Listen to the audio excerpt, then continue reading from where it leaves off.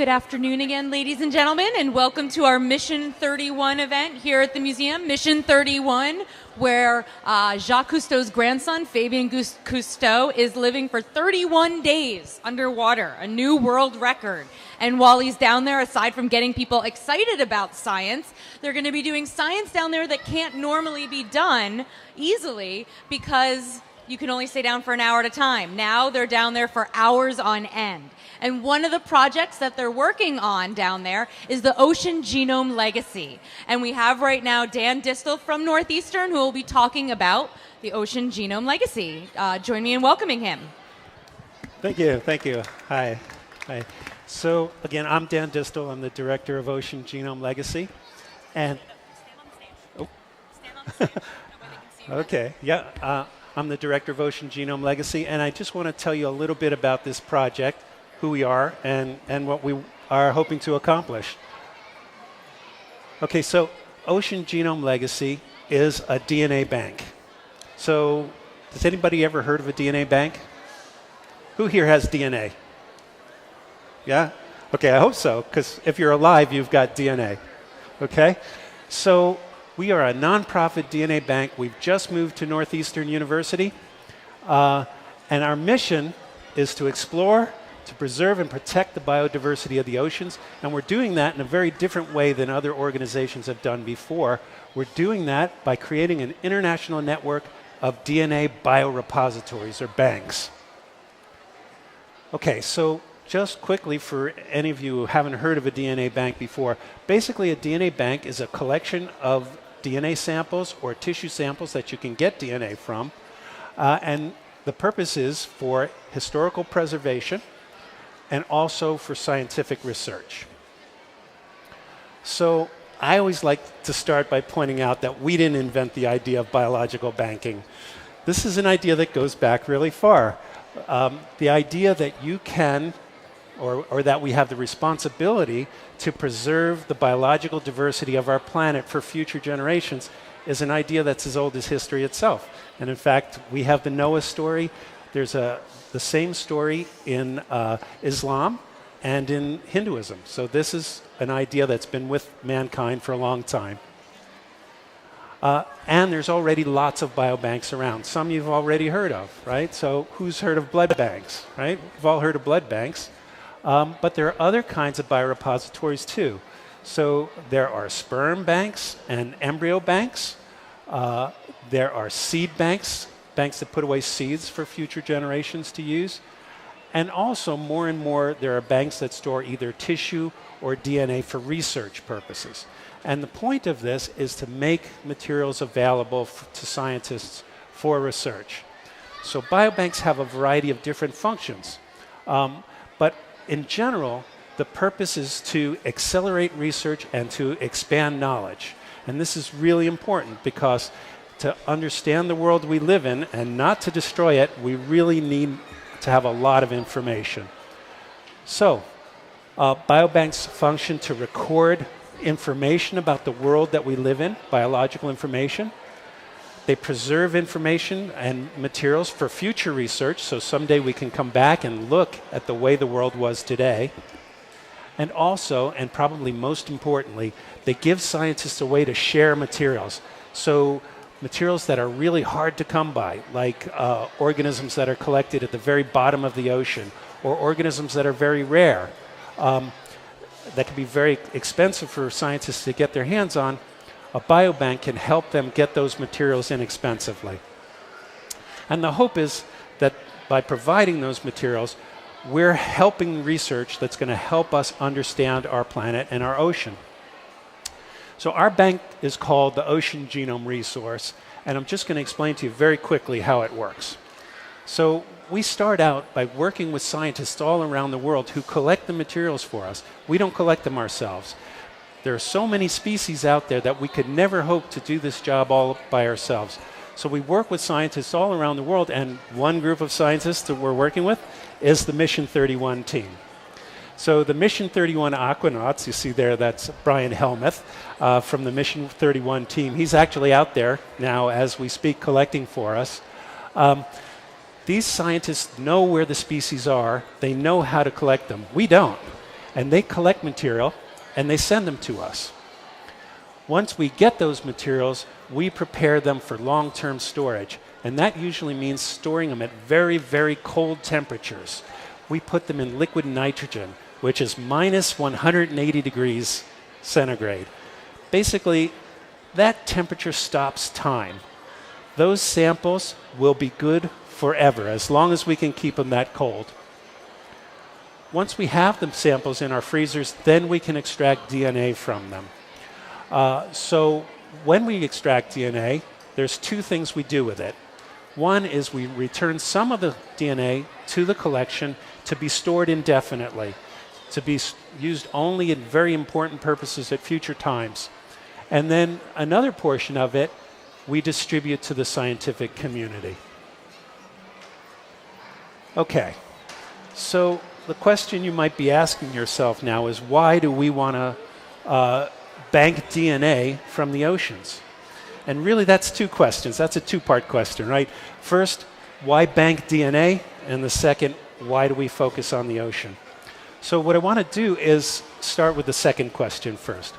Okay, so why the oceans? Most of you think of the Earth. We think of the Earth, right? We think of the land. We don't think much about the oceans. But the oceans cover 70% of the surface of our planet. And in fact, if you look at our planet from outer space, it becomes very apparent. We're the only blue planet. And that blue is because we're covered with oceans. The oceans affect everything that happens on our planet. They affect our climate and our weather. 20% of the protein that people need to eat comes from marine animals. 50% of the oxygen that we breathe comes from marine plants. And about 50% of all human economic activity is in some way connected to the oceans. So really, the oceans are extremely important to us in our everyday lives, although we may not always know it. And if you have any questions about whether the oceans really are important to our planet, all you have to do is look at one of our neighbors, Mars. So Mars once had oceans. They're gone now. And if you look at Mars, you can see what the Earth might look like if we didn't have oceans. So this is not the kind of place that any of us want to live in. And so that tells us that we really need to protect the oceans. We really need to make sure that our oceans stay healthy. But of course, we know that human activity threatens the oceans. So all of the things you've heard about that affect the environment on land also affect the environment in the ocean. So for example, global climate change, as the atmosphere warms, so do the oceans. And that has harmful effects on the organisms that live there. Also, as we increase greenhouse gases, CO2, in the atmosphere, that has a terrible effect on the ocean. It causes acidification of the ocean water, and that can be very harmful to many different organisms. We don't even know the full extent of the harm that that can cause. And also, of course, all the things we associate with increasing human population affect the oceans. Things like overfishing, destruction of marine habitats, erosion of our coastlines, pollution. All of these things have harmful effects on marine organisms. So, basically, as human activity increases in the world and human populations go up, we're seeing a loss of species and a loss of diversity in our oceans. So, we might want to ask ourselves, so what? How much of the diversity of life is in the oceans? I mean, is it really important to preserve that? And the answer is a lot. A lot of the diversity of our planet exists under the sea. I'm just going to show you a video here with just a taste of some of the bizarre organisms that you see down there and the incredible abundance of life that we find in marine environments. For example, coral reefs, referred to as the rainforests of the oceans, thousands of species of fish.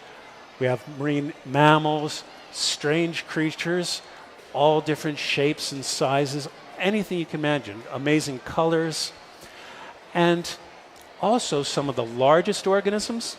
In fact, the largest organisms that have ever lived on our planet live today in the oceans, and of course some of the smallest ones as well. So the ocean is full of surprises, strange creatures and strange organisms. In fact, the numbers are pretty staggering. So to date, over 230,000 species have been named in the oceans. But there's possibly 10 times that number of organisms that haven't been discovered yet. So we have a huge job ahead of us out there understanding what life in the oceans is all about. Just to give you an idea, though, we have a good general idea of the diversity in the oceans. And to understand that, we'll just look at animals. So scientists divide the animal world. They represent it as a tree, and they divide the main types of animals into branches on that tree that they call phyla. So in general, scientists agree that there are about 32 of these major branches of life that represent all the different body forms and types of organisms. There are about 32 different phyla. Well, 31 of those phyla have representatives that live in the ocean. There's only one phylum that hasn't been found in the ocean yet, and I bet if we look hard enough, we'll find it. 22 of those phyla are mainly marine. So that means all the diversity that you see on land is represented mainly by just 7 phyla. Okay, so most of the diversity of life, the real deep diversity, is in the oceans. And so that tells us if we really want to understand our planet and the history of life and how life works, we have to start looking at the ocean. Okay, so that's why we might be interested in looking at the ocean. The next part of my talk is why bank DNA? So I ask you which of you guys have DNA, and everybody agrees we all have DNA. That's good. DNA is the information molecule of life, all right? So it contains all the information that an organism needs to live and to grow and to reproduce, plus it has information that predicts things like what are the abilities of a particular organism? What does it eat? How does it breathe? How does it obtain the nutrients that it needs for life? It even has information that tells us what diseases organisms might be susceptible to, or what types of infections they may have. So really, if you could only choose one part of an organism to preserve in order to have the most information about that organism, really DNA is the molecule that you want. I just want to give you an idea of how much information is in DNA, because I think it's a little bit hard to imagine. So if you just look at the smallest organisms on Earth, these are bacteria. This is E. coli, and this is the bacteria that you find in your digestive system. Each cell has about 5 billion base pairs of DNA in it. So this is a cell that's been squished. All that spaghetti there is the DNA. That means 5 billion A's, C's, T's, and G's that spell out the genetic code of this organism. So how much is 5 billion? Well, if you type that out on 8.5 by 11 normal paper, that's 2,000 pages of text in that single microscopic cell. Now, if you looked in one of your own cells, there's 1,000 times more DNA than that. So we're talking about 2 million pages of text, a whole library inside one of your cells. It's an amazing amount of information. So the next question is, what can we find in those genomes? How can we use that information? And there are lots of ways, but I'm just going to talk about a couple. And one is to make medicines and drugs. I think a lot of people don't realize it, but most of the drugs that we use come from natural products, things that are found in the environment, not things that were invented in the heads of scientists somewhere. So for example, 8% of all of the drugs that were approved by the FDA from 1961 to 2006 were actually natural products derived from the environment.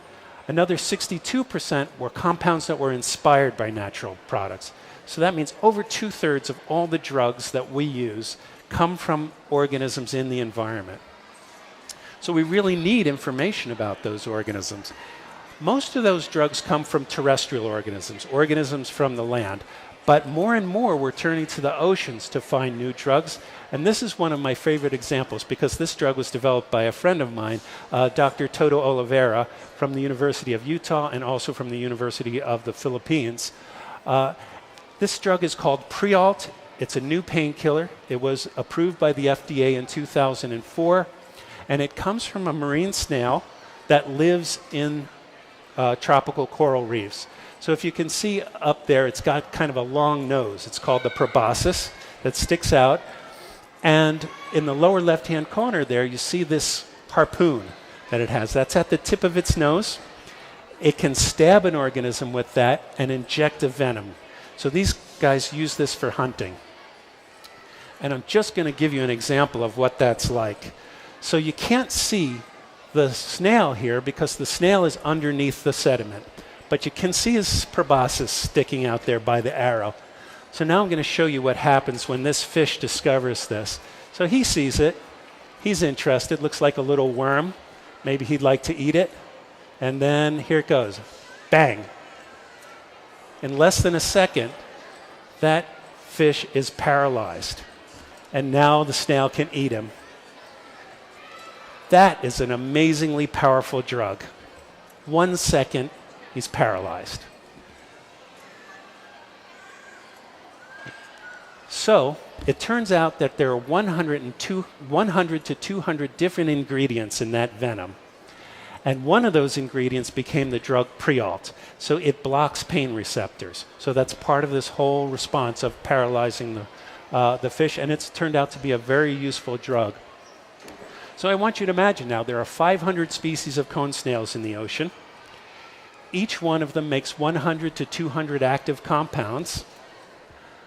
That means there's anywhere from 50 to 100,000 potential drugs out there just in cone snails alone. Okay?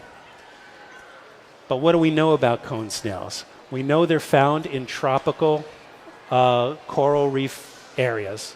And what do we know about coral reefs? They're disappearing. 25% of the world's coral reefs are already gone. So we can expect we're losing something when those organisms disappear. Here's another example I wanted to mention. This is a drug called Yondelis. It comes from an organism called a tunicate. It's a little sac-like organism, and it lives attached to the roots of mangrove trees. Mangroves, if you don't know, are forests that exist at the edge of the ocean, and the roots actually go down in the water. They were once very common, but now about 50% of the world's mangrove forests have disappeared. So that one drug, which is, by the way, an anti-cancer drug, comes from just one of the many, many thousands of organisms that are found in mangrove forests. We're destroying mangrove forests by the millions of acres all the time. I want to mention one more use for the information because I don't want you to walk away thinking we only use the oceans for the drugs and the commercial products that we can get out of it. This information is also important for understanding how to protect marine organisms. Because the main thing we need to know in order to protect organisms, we need knowledge about them. We need to know how they live, how they reproduce, what they eat, and all that, we can find information about all that in their DNA. So this is the thought I want you to walk away from my talk with. Many, many marine organisms living in the oceans today are disappearing. Many of them will disappear before they've ever even been named, described, or understood by mankind. Ironically, when they leave, their DNA goes away forever, and the information in their DNA is gone forever. And ironically, that's the very information we need to try to prevent these species and others from becoming extinct. So that's the message I'd like you to walk away from here with. So our mission is to capture this information before it's gone forever, and to make it available to scientists to help us understand the oceans and to improve the quality of life for future generations. Okay, I'm just going to finish. I'm going to put up some more pretty pictures for you to watch. And you can watch that while thinking up questions to ask me. Also, I want you to notice we have our website up there. So if you want to know more about Ocean Genome Legacy, go to this website, learn about what we do, and what you can do possibly to get involved in the Ocean Genome Legacy project. So thank you, and I'll take questions now. Great. Thank you very much. There a question? Yeah? The scuba divers or whatever are gathering the sea life, bringing it to you. Now, you're categorizing it, identifying it. Do you pass it on to the scientists that are trying to develop drugs and things like that? Or how are they? Yes, how does that exactly. relationship work with That's you and exactly how it works. So when we accept materials from scientists, they sign an agreement that says a couple of things. One, that they had the right to collect it, right? They had the right permits, and they collected it in an ecologically sound and humane way, and that they have the right to give it to us. And they accept that we are going to provide it to other scientists to use in their research. So that's a requirement of depositing material to the collection. On that thing with the clams, with the paralyzing. Yes. Yeah, is it possible to, well, you have these fish farms. You have these fish farms now and all this stuff.